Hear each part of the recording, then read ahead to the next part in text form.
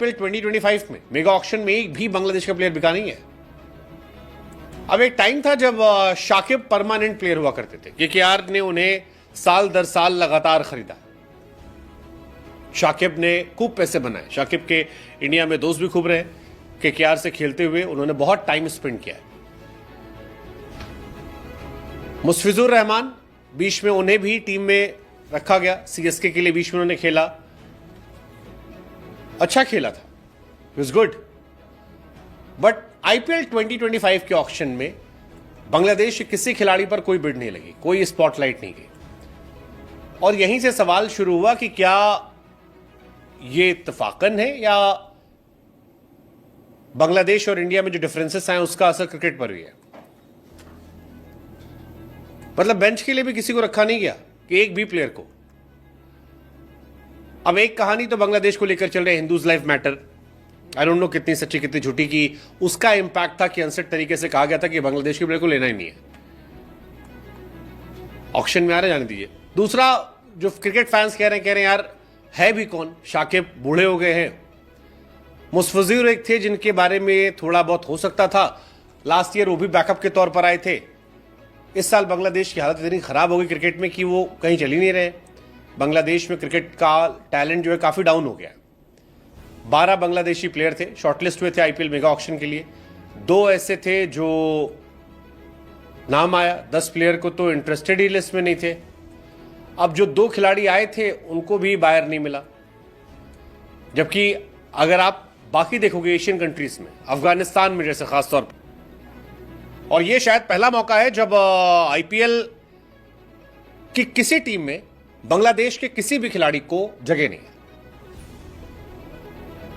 अब इसके बाद 2 बातें उठने लगी। एक कि क्या बांग्लादेश के खिलाड़ियों का टैलेंट का लेवल इतना गिर गया है कि उन्हें आईपीएल में जो टीमें हैं वो अपने स्क्वाड में रखना पसंद नहीं करती।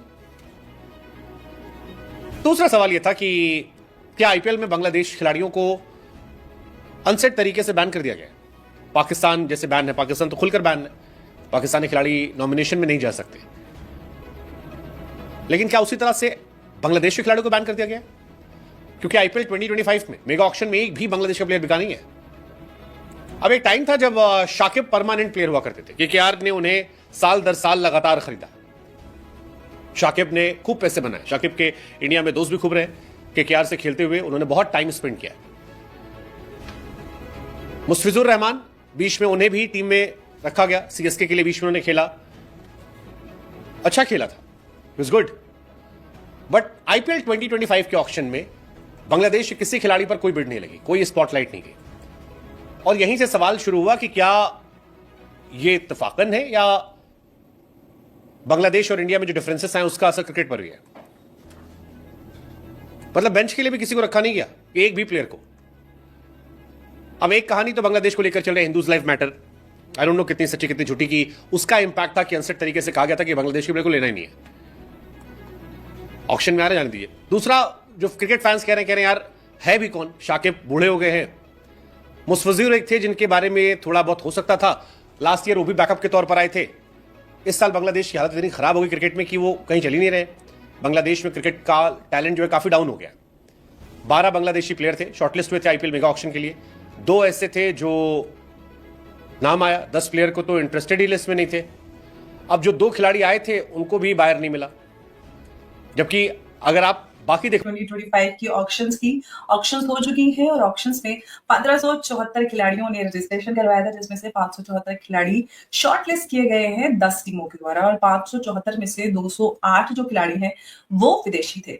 अब आप सोचोगे कि मैं इतना डिटेल में आपको क्यों बता रही हूँ। बता ये रही हूँ कि उन विदेशी खिलाड़ियों में जो हमारे पड़ोस के देश हैं उनमें कोई भी खिलाड़ी क्रिकेटर यानी कि शामिल नहीं है। पाकिस्तान के तो होते ही नहीं थे, हालांकि 2007 से इनिशियली पाकिस्तान के खिलाड़ियों को आईपीएल का हिस्सा बनने का मौका मिला था, लेकिन अब उस सूची में बांग्लादेश भी शामिल हो गया।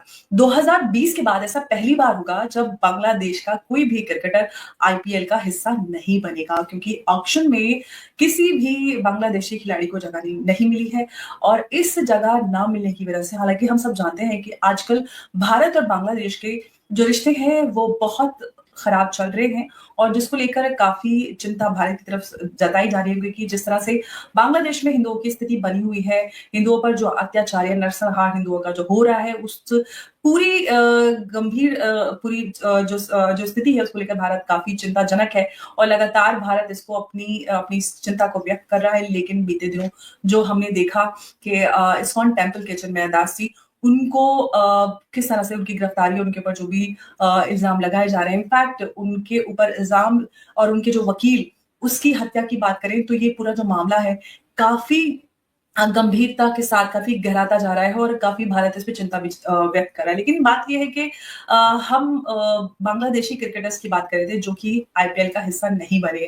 तो ये जो अविश्वास का माहौल बांग्लादेश और भारत के बीच बना हुआ है उसकी वजह से जो बांग्लादेश का कोई भी खिलाड़ी है वो आईपीएल में उसकी बोली नहीं लगी। ऐसे में कुछ लोग कह रहे हैं कि इन देशों के बीच जो भी तनाव है इसका असर बेचारे क्रिकेटर्स पे पड़ रहा है क्योंकि जैसा कि हमारे यहाँ जो बेचारे अमन की आशा और जो पीसफुल लोग हैं वो इस की बात करते हैं, पाकिस्तानी आर्टिस्ट या क्रिकेटर्स की बात करते हैं तो कहते हैं कि जी क्रिकेट या फिल्मों से क्या लेना देना, बेचारे आर्टिस्ट का तो कोई भी धर्म नहीं होता। हालांकि बात अलग है कि पाकिस्तान के क्रिकेटर्स और आर्टिस्ट किस तरह से क्रिकेट के अंदर, क्योंकि बांग्लादेश के किसी प्लेयर को आईपीएल की ऑक्शन पे भारतीय जो आईपीएल होती है उन्होंने बाय नहीं किया।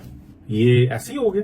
नहीं, ये भारत के जय शाह साहब ने, अमित शाह साहब ने, नरेंद्र मोदी साहब ने, डॉक्टर जयशंकर साहब ने, ये मोहम्मद यूनुस साहब और बांग्लादेश को सबक सिखाया कि हम जब मर्जी तुम्हें बाइकआउट कर दें, जब मर्जी तुम्हें निकाल दें और हम डिटरमिन करेंगे कि तुमने खेलना या नहीं खेलना। थोड़ा सा पीछे चले जाएं, कुछ साल पहले पाकिस्तानी प्लेयर्स को आईपीएल में लेना बंद कर दिया गया था। क्यों? क्या पाकिस्तानी प्लेयर्स अच्छा नहीं खेल सकते? क्या अच्छे बैट्समैन नहीं है? अच्छे बॉलर नहीं है? अच्छी फील्डिंग नहीं करते? ग्लोबल रैंकिंग में नाम नहीं है? क्या वजह है?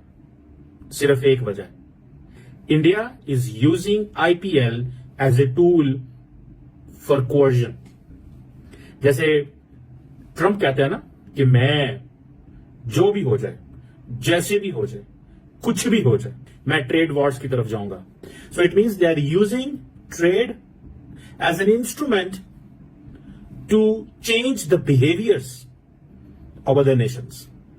Narendra Modi wants to use cricket as an instrument to change the behavior of Pakistan and now Bangladesh. कि नरेंद्र मोदी साहब जो हैं वो अब ये महसूस करते हैं this is the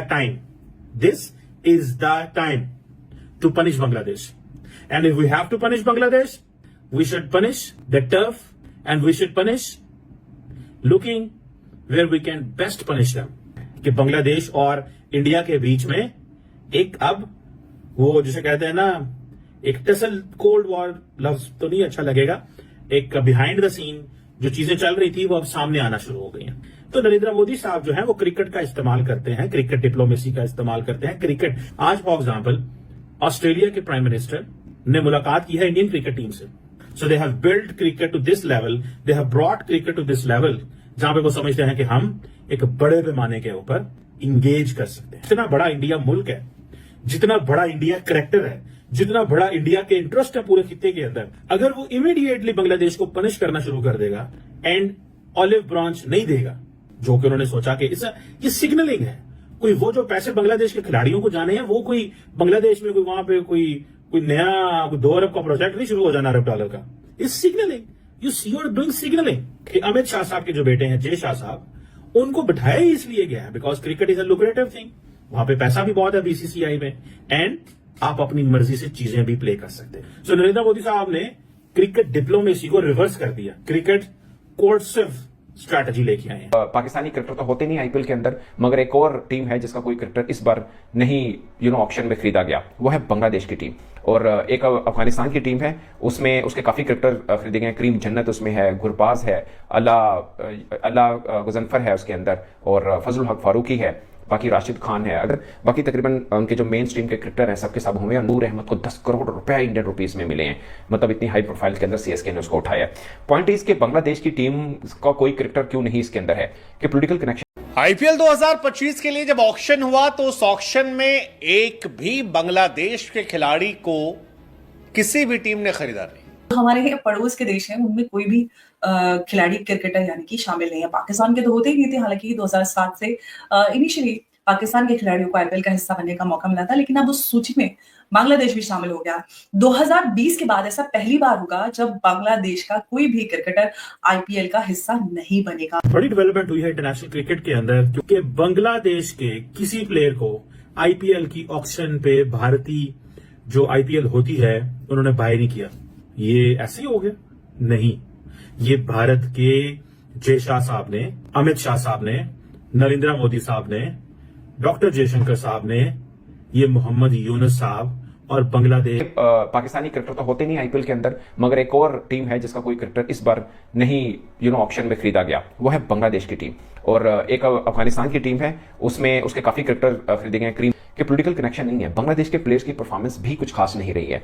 आप देखिए पाकिस्तान के अंदर टेस्ट वो जरूर हरा के गए हैं, अदरवाइज उनका कोई प्लेयर मतलब। और ये शायद पहला मौका है जब आईपीएल की किसी टीम में बांग्लादेश के किसी भी खिलाड़ी को जगह नहीं है।